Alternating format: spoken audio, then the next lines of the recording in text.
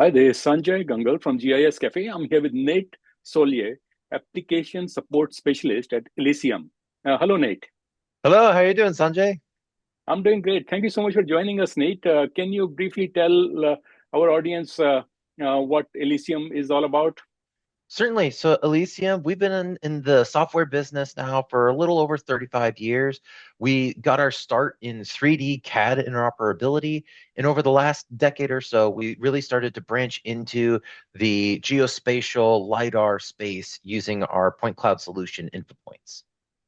Okay. And what are the key strengths of InfiPoints compared to other point cloud software solutions?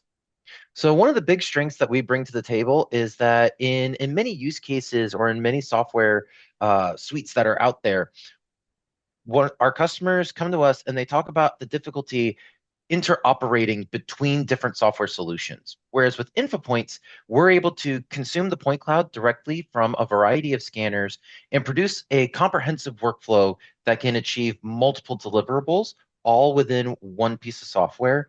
That's one of our primary benefits compared to other solutions on the market. And can you describe the typical users of InfiPoints and how it is being applied across industries such as construction, plant management, and manufacturing? Certainly. One of the big use cases that we have, especially in the construction industry, is going to be for construction site validation, being able to document the progress that a construction site undergoes throughout the project. So, for example, a construction manager, they may go on site 1 week, 3 weeks, 6 weeks on a regular basis. They'll scan the project as it's being built, and then they can compare it back against the 3D model using our software solution. As we do our best to be an agnostic solution that can consume multiple data formats.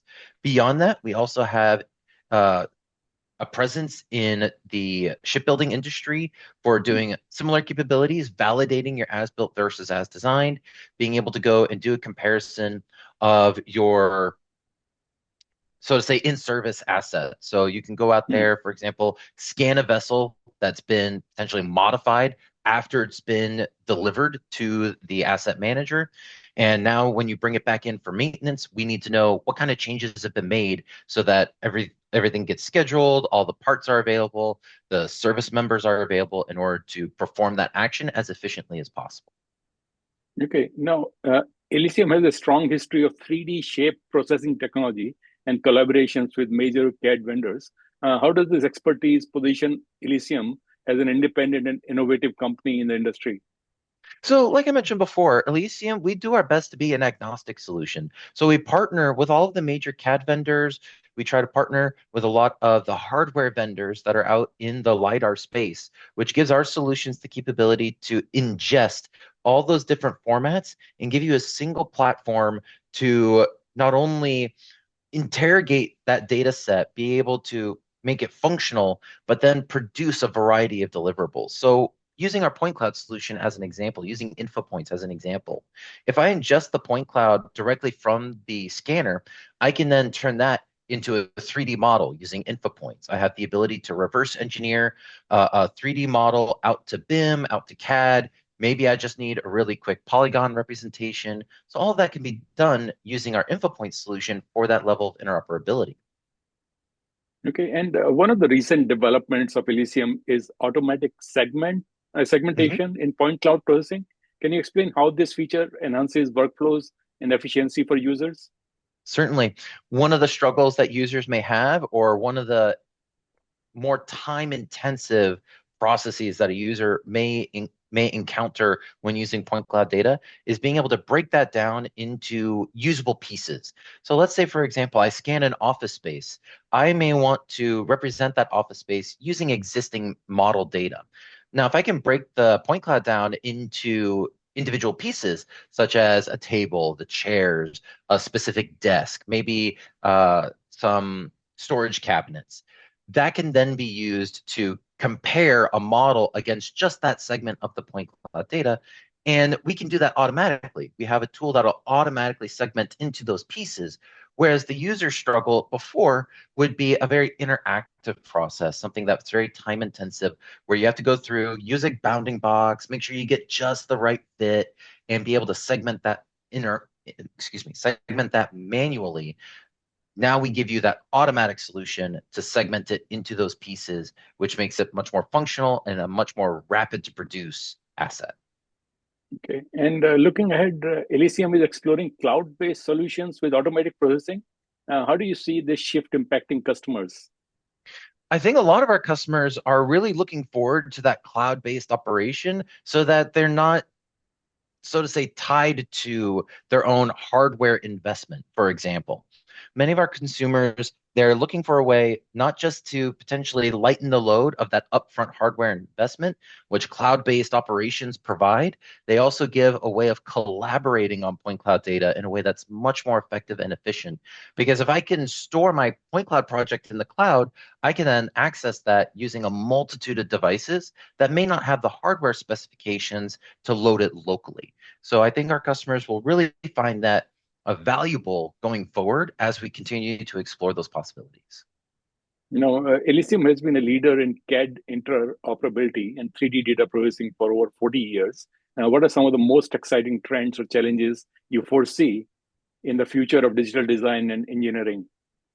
I think one of the biggest trends that we're seeing is a shift towards model-based engineering, model-based design, which Elysium really wants to be a part of using a variety of tools, being able to check the product data quality of your model. So we're not talking primarily about CAD-based models. So you've taken your point cloud data, produced a 3D model, you already have an existing 3D model.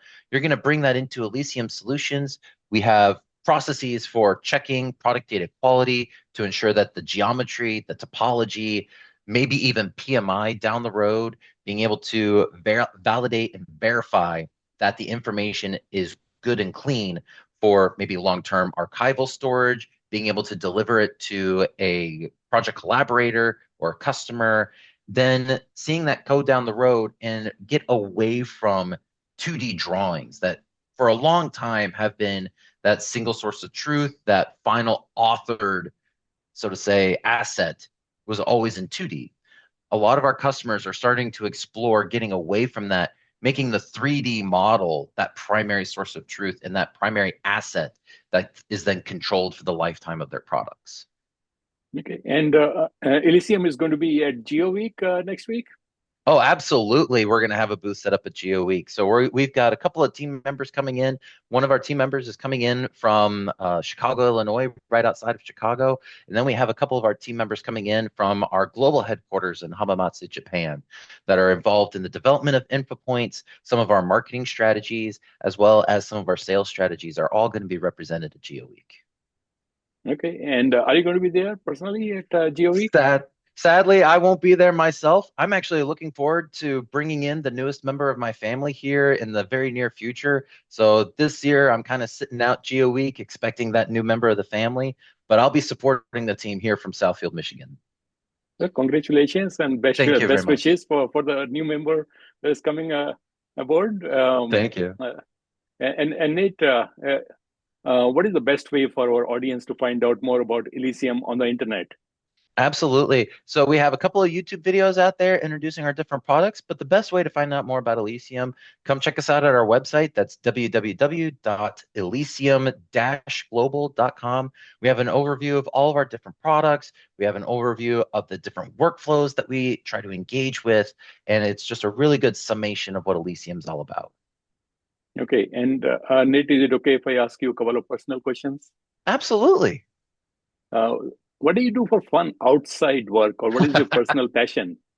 So there's a couple of things that I really enjoy doing outside of work. First of all, I like to learn new things. So I try to be a little bit of a hobbyist. One of the things I'm doing right now, especially having started working at Elysium, where our primary headquarters is in Japan, is I'm trying to teach myself a little bit of Japanese. I practice that daily, and I'm really trying to work at improving my vocabulary. In addition to that, I enjoy using my hands. So I like to do a little bit of woodworking, depending on friends who may ask me for different projects. And then, of course, I dabble in video games here and there. So I like to play on the PlayStation, a couple of different games. Okay. And can you also share something about yourself that most people at Elysium who work with you don't know about you? Ooh, I tend to be a bit of an open book, so that's kind of a tricky question. Hmm. Um, hmm.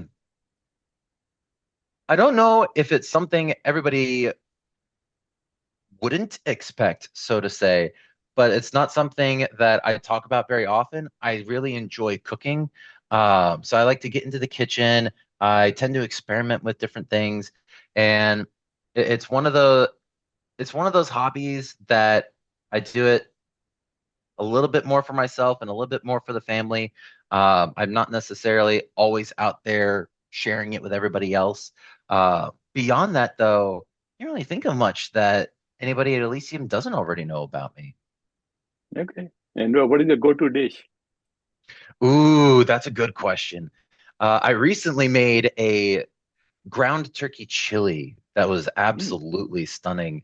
Uh, Having the cold weather here in Michigan, that chili really came in, and I thought it came out really good. So it was a beanless chili, ground turkey, some corn, onions, bell peppers.